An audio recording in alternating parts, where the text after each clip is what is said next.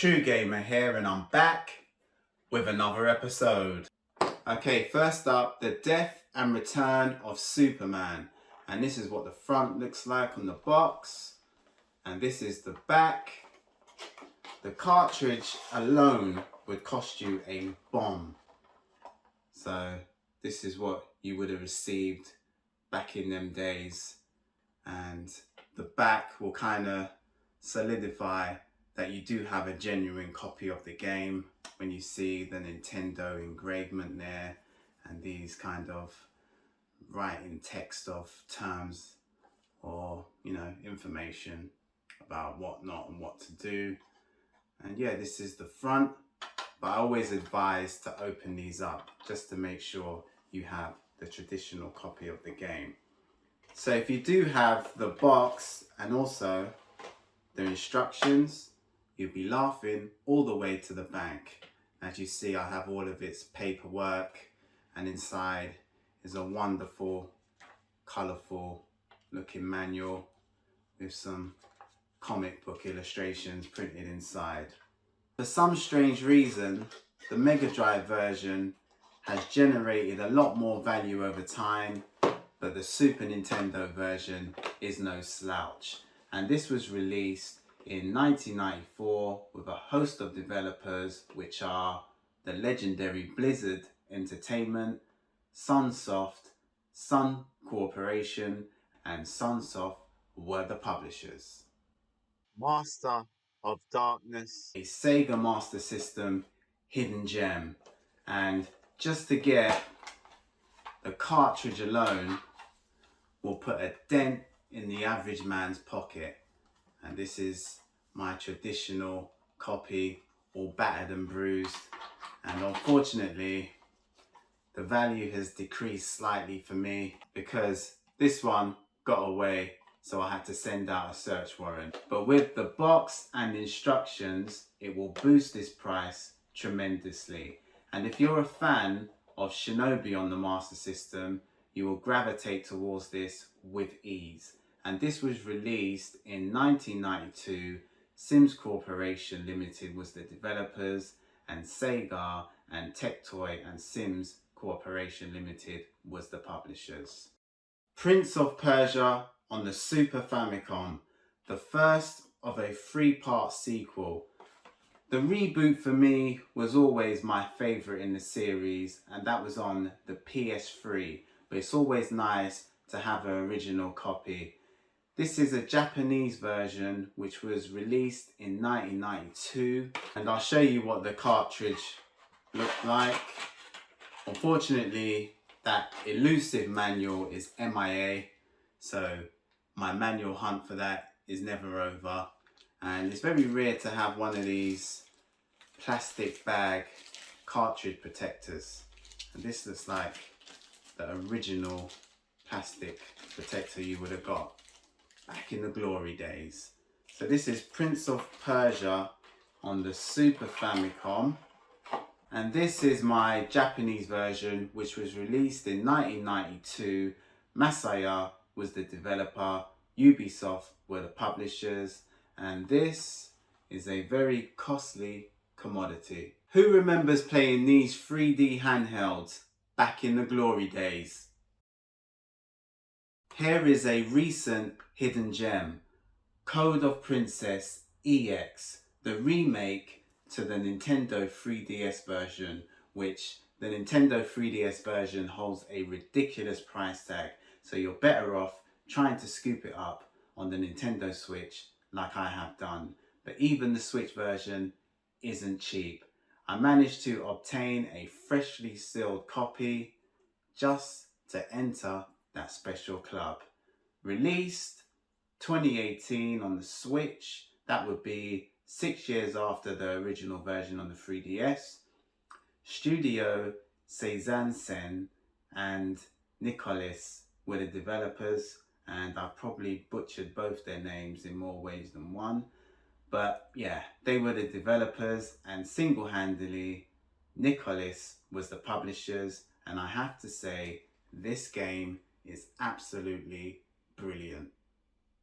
Magical Hat on the Megadrive / Genesis. but I think this is a Japanese only game, and in Japan this is called Magical Hat no Buttobi Tabo Daibouken, which is a tongue twister to say. And yes, I do have the cartridge, which looks like so, and as you see on the back, it's not been tampered with, nice and stuck down, so you can guarantee you probably got yourself a genuine copy of the game. And always proud to announce I have the precious manual present. So my advice to you, if you're a collector, get this now while the prices isn't too unreachable, but it's still very expensive for a Megadrive game which is over 30 years old, and I can only see prices escalating over time.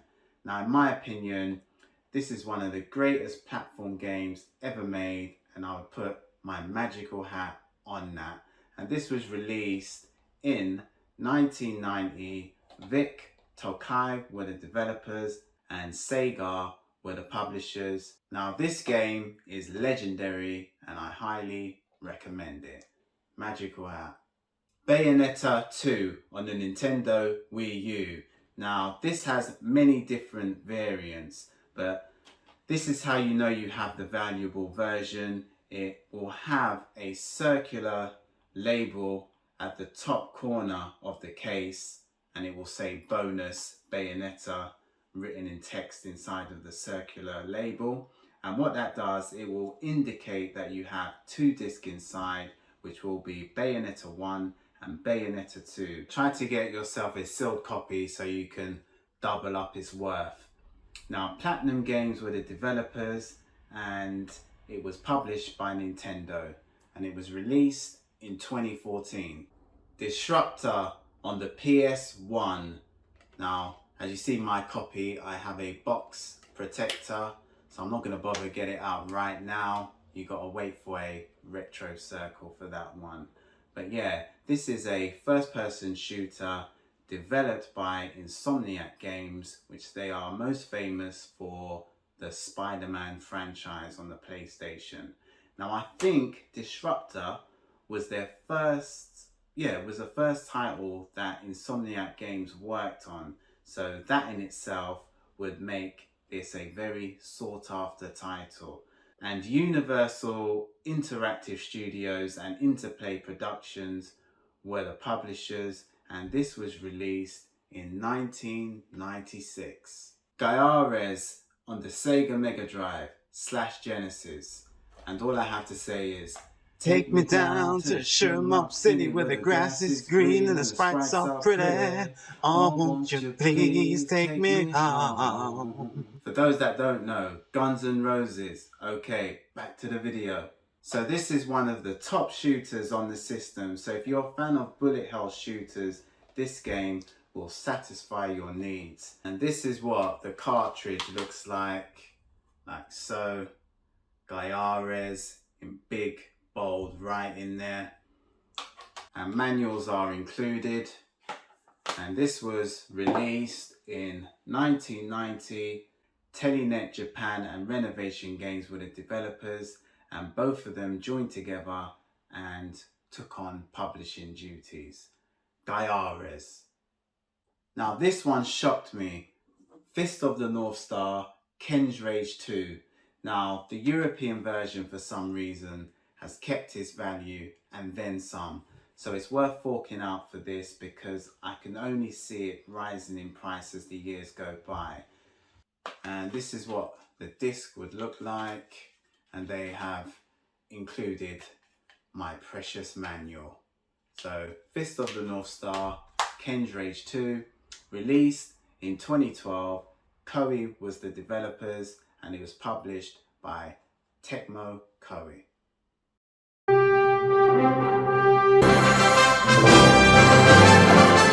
We began with the Cape Crusader, so it's only right that we finish with him.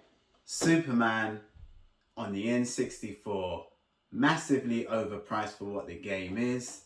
The flying controls are horrendous, but for some mysterious reason, this is rated highly in the retro community.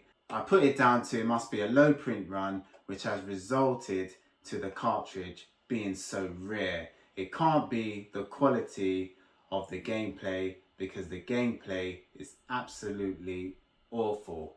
Now, unfortunately, once again, I do have a box protector here for a crusty looking box, as you can see, but I don't have the instruction, unfortunately. They're very hard to get, and if you do get it, the prices will go through the roof. So this is what the cartridge looks like, and pretty much when you do have the caution information at the back with this engraved Nintendo logo on the back of the cartridge, more or less it will verify that you have a genuine copy of the game.